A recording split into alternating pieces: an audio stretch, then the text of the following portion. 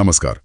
आज हम एक ऐसे मामले पर गहराई से बात करने वाले हैं जहां आप देखेंगे कि कैसे आध्यात्म, मीडिया और कानून ये तीनों आपस में उलझ गए हैं।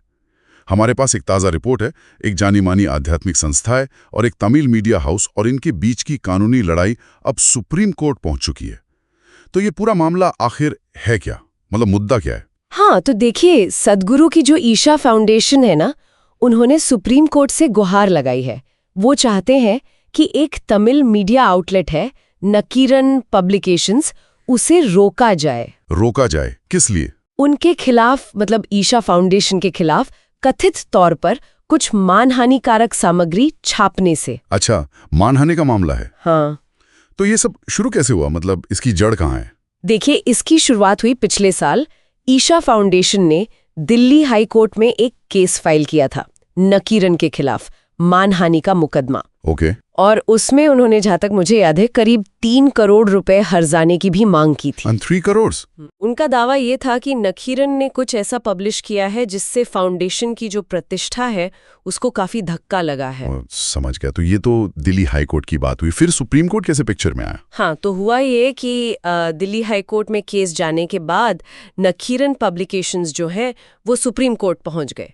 उन्होंने वहां एक ट्रांसफर याचिका दायर की। ट्रांसफर याचिका मतलब उन्होंने अर्जी दी कि ये जो मानहानि का केस दिल्ली में चल रहा है, इसे वहां से चेन्नई ट्रांसफर कर दिया जाए, चेन्नई हाई कोर्ट में। अच्छा, वो केस को चेन्नई ले जाना चाहते हैं। शायद उन्हें लगता होगा कि वहां सुनवाई उनके लिए बेहतर होगी। हाँ, हो सकता है, कारण तो उन्होंने बताए होंगे अपनी याचिका में। ठीक है, तो नकीरन केस चेन्नई ले जाना चाहता है, लेकिन अब इसमें नया मोड़ क्या आया है जिसके लिए ईशा फाउंडेशन फिर से सुप्रीम कोर्ट गई? हाँ, यही मामला थोड़ा और पेचीदा हो गया है।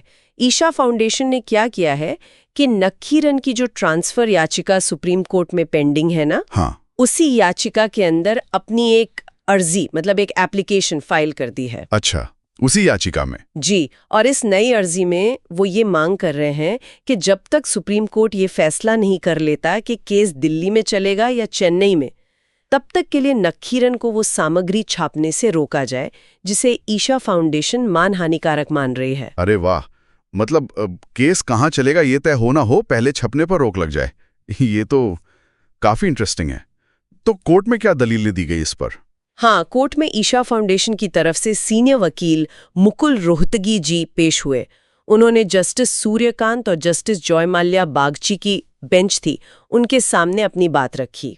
क्या कहा उन्होंने? उनका मुख्य कहना ये था कि देखिए, ये नकीरन वाले एक तरफ तो केस को चेन्नई ट्रांसफर करवाना चाहते हैं और दूसरी तरफ वो लगातार हमारे मुवक्किल यानी ईशा फाउंडेशन के खिलाफ एक तरह का बदनामी का अभियान चलाए हुए हैं, खासकर सोशल मीडिया पर।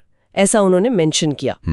तो रोहतक जी का तर्क ये था कि भाई, अगर आप सुप्रीम कोर्ट के अधिकार क्षेत्र का इस्तेमाल करना चाहते हैं, मतलब आप राहत चाहते हैं कोर्ट से, तो पहले आपको ये कथित बदनामी वाला अभियान बंद करना चाहिए। सिर्फ ट्रांसफर याचिका डाल देना आपको ये सब छापते रहने का लाइसेंस नहीं देता है ना। हाँ, बात तो सही लगती है। उन्होंने ये भी जोर दिया कि ईशा फाउंडेशन एक चैरिटेबल संस्था है, दुनिया भर में उनके फॉलोअर्स हैं, तो उनकी प्रतिष्ठा का सवाल है। तो कोर्ट का क्या रुख रहा है इस पर? क्या कोई आदेश दिया? नहीं, अभी कोई सीधा आदेश नहीं दिया है। बेंच ने कहा है कि इस अर्जी को अगले सोमवार को या मतलब जल्दी ही सुनवाई के लिए लिस्ट किया जाए। अच्छा, तो अभी सुनवाई होगी इस पर? हाँ, अभी फैसला होना बाकी है कि रोक लगेगी या नहीं। ये मामला अभी प्रक्रिया में ही है।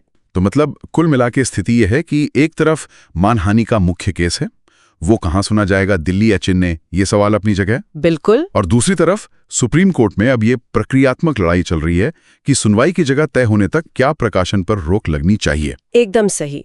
ये एक तरह के इंटरिम रिलीफ, मतलब अंतरिम राहत की मांग है, जो मुख्य मुद्दे से पहले तय करने की कोशिश हो रही है। अगर हम इसे थोड़ा बड़े कैनवस पर देखें तो ये क्या दिखाता है? इस तरह के मामले क्या दर्शाते हैं?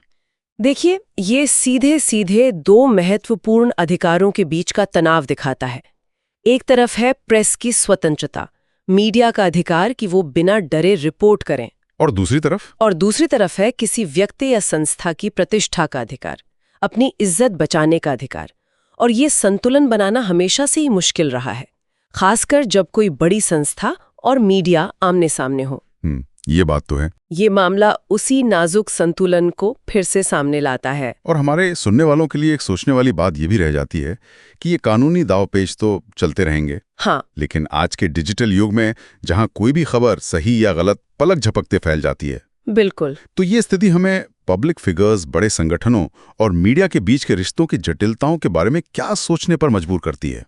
खासकर तब जब मानहानि जैसे आरोप लगते हैं और लड़ाई सिर्फ कोर्ट रूम तक सीमित न रहकर सोशल मीडिया और पब्लिक ओपिनियन तक फैल जाती है। ये वाकई एक अहम सवाल है जिस पर विचार करने की जरूरत है